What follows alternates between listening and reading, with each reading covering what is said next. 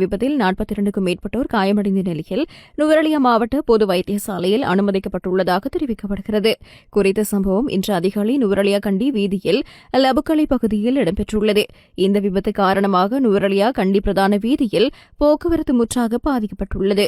நுவரெலியாவிலிருந்து சுற்றுலா சென்ற அதிசொகுசு தனியார் பேருந்து பாதையை விட்டு விலகி அருகில் இருந்த பாதுகாப்பு இரும்பு வேலியில் மோதி விபத்துக்குள்ளாகியுள்ளது. குறித்த விபத்தின் போது பேருந்தில் பயணம் செய்த சாரதி மற்றும் நடத்துனர் உட்பட 42 பேர் காயமடைந்துள்ளனர். இதனையடுத்து விபத்து தொடர்பான மேலதிக விசாரணைகளை நுவரெலியா போலீசார் மேற்கொண்டு வருகின்றனர்.